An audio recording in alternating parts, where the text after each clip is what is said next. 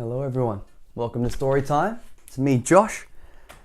Today we're reading The Adventures of Capital Kitty, an almost true story. I'm excited to find out what this one's about. It says here on the back, Capital Kitty, also known as Senator Kitty, has made the California state capitol her home for the past 10 years.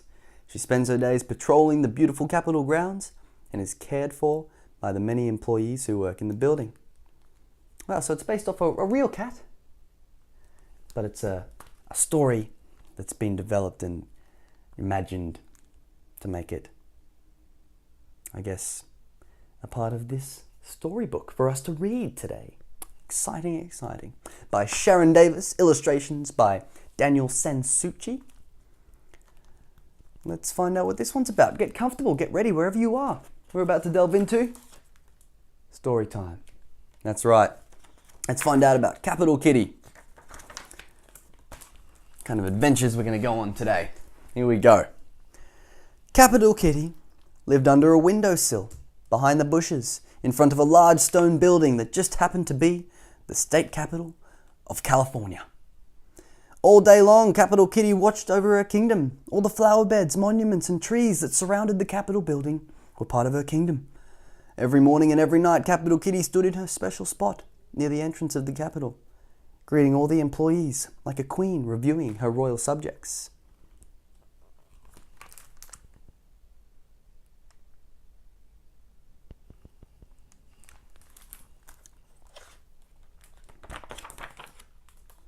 One day, as she was enjoying her dinner, Capital Kitty was distracted by a strange sound coming from a nearby flower bed.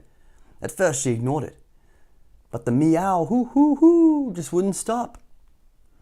It didn't take long for Capital Kitty to find a skinny little cat crouching low in a flower bed. The strange cat was too busy trying to hear Capital Kitty approach. He jumped when Capital Kitty said, "What's all of this noise about? Stop that immediately." The cat wrapped his paws around his ears as the tears rolled down his cheeks and onto his droopy whiskers.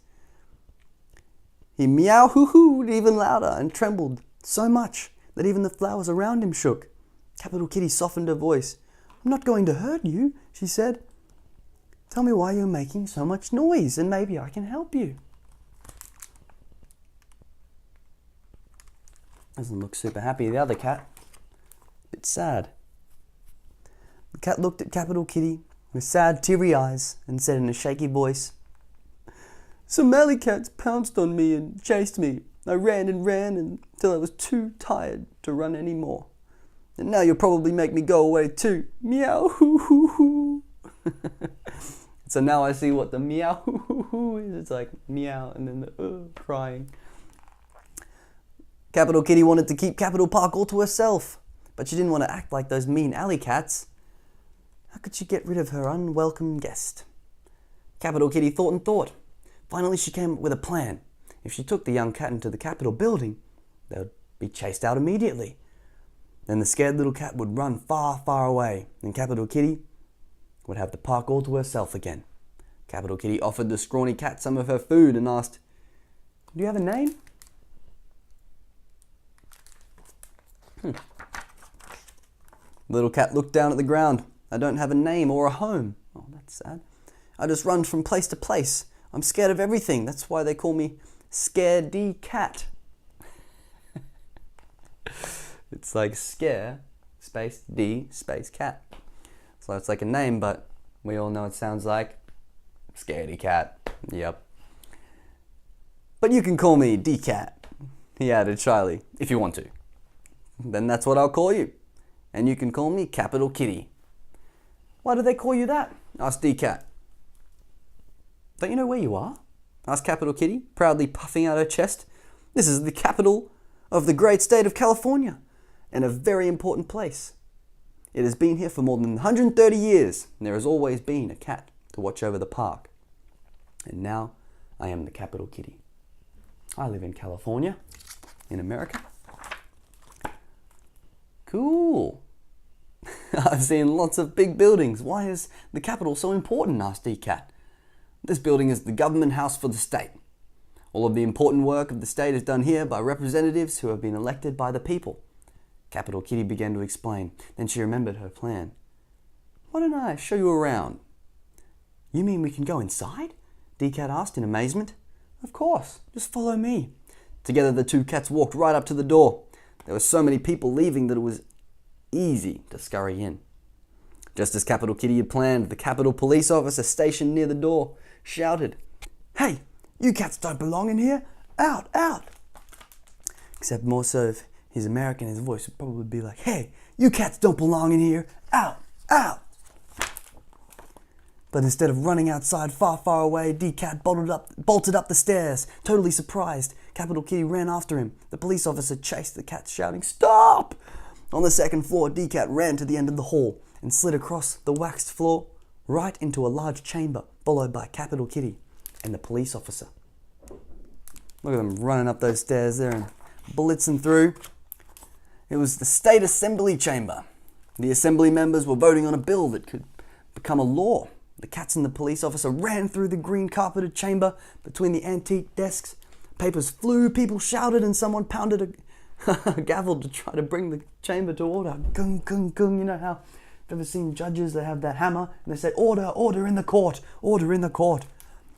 D-Cat led Capital Kitty out a side door, then continued down another hall. More police joined the chase, and so did a specially trained police dog. Now, ooh, look at causing a bit of a ruckus there.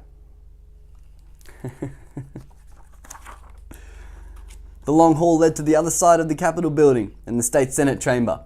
The senators were inside listening to an important speech when the two cats burst into the room. Followed by the police and their dog, the cats ran under a row of desks, knocking into the legs of confused senators. The senators lifted their feet in surprise. Afraid to stop, Capital Kitty just followed D-Cat. When they reached the last desk, they leaped into an empty chair, then over a railing, then out the back door, somehow managing to escape. Look, so you got the cats there. There's D-Cat, Capital Kitty, the dog, and the police officer. And these people are like, "Oh, what's going on?" The police were shouting. The police dog was barking. The chase continued down the staircase and into the main corridor of the Capitol. Wow, this is an intense chase.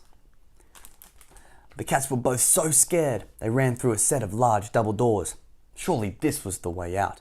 But as soon as they went through them, Capital Kitty realized they had gone the wrong way again. With the police and the dog so close on their tails, there was no turning back. As the cats raced through the office, assistants yelled and scrambled out of their way. Finally, they entered a large office with a long table surrounded by important-looking people. Just as the police were about to grab the cats, Capital Kitty and D-Cat jumped onto the long table and slid all the way to the end, landing in the lap of the governor. The governor leapt out of his seat in surprise, and the cats tumbled to the floor. They scrambled to their feet and raced out the door. Just as the governor's security officers joined the others in the chase. So now we got the security officers for the governor that's joined in for the chase. Look at them sliding across that table. Shenanigans Central. It's quite a ruckus. The cats dashed under the staircase and into a nearby janitor's closet. They crouched down low, holding their breath as they heard the police, the dog, and security officers running up the stairs to the second floor. "Do you see the trouble you got us into?" Capital Kitty said in a huff. "Me? You're the one who said we could come inside," replied D-Cat. Capital Kitty remembered her plan. "You're right." She paused. "I thought I could scare you away and have Capitol Park all to myself again." D-Cat's head hung low. "I thought you were different from the other cats. I thought you were special. Now I see that you're just as mean as the rest of them." Oh, poor D-Cat. Capital Kitty looked away, embarrassed. She had always thought of herself as special. The people who worked at the Capitol treated her like she was different from other cats, but she didn't feel very special now. She thought about it for a moment and said in a quiet voice, "I'm sorry. I never should have tried to send you away." D-Cat stayed silent. Capital Kitty tried again. "You know, you did a pretty good job of getting away from the police and that pesky dog. You have a real talent for getting around." D-Cat pouted. "So I can run from place to place. What good is that?" "Did you know," asked Capital Kitty, "there have always been great explorers, and that is just what they do. They go from place to place, discovering new things and finding new places. How can I trust you after what you just did to me? Asked Decat, still upset. Isn't there anything I can say that will make you trust me again? Asked Capital Kitty. Decat shook his head stubbornly. Capital Kitty was silent for a moment. Then she said, well then, I'll just have to prove it to you. We'll go as soon as it's safe.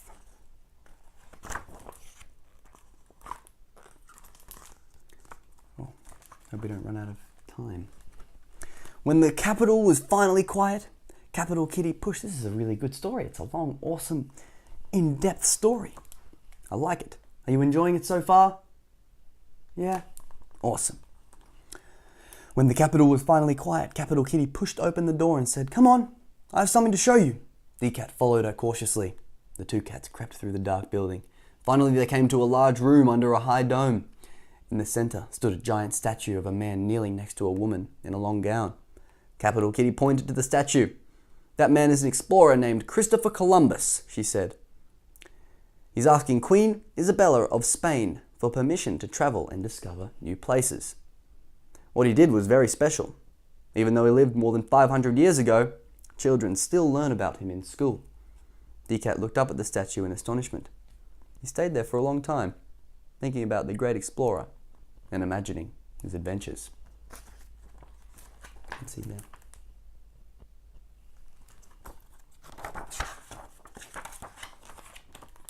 Like Captain James Cook for Australians out there. Christopher Columbus is another explorer as well. Once the cats were back outside and under the protection of the bushes, Capital Kitty quickly went to sleep. But Decat stayed awake all night, thinking about what had happened. By the time the sun came up, Decat had made a decision. It was time for him to go, and for the first time he wasn't afraid. He was excited about all the new things in the world to see and do. He would be an explorer. Before I go, I think I need a new name. What do you think of the name Traveller? He asked Capital Kitty. I like it, she said. It suits you. By now, Capital Kitty was a little sad to see the young cat go. Will you promise to come back and tell me about your travels? Of course I will, said Traveller. But no more tours of the capital. Agreed, said Capital Kitty. So two of them there. Capital Kitty watched Traveller march across the wide lawn and out into the world. She had the capital all to herself.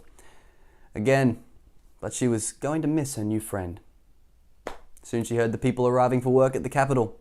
Quickly, Capital Kitty scurried to her special place near the entrance and settled in to once again watch over her kingdom. It's Capital Kitty, Traveller, traveling, embarking on an adventure of discovery. That was a great story. Thanks so much for reading it with me. If you like reading these stories, click the bell below and subscribe, and then you can visit the page read stories on the channel whenever you like. The Adventures of Capital Kitty, an almost true story. Alrighty, I'm Josh, this is Storytime. Bye for now, but not forever.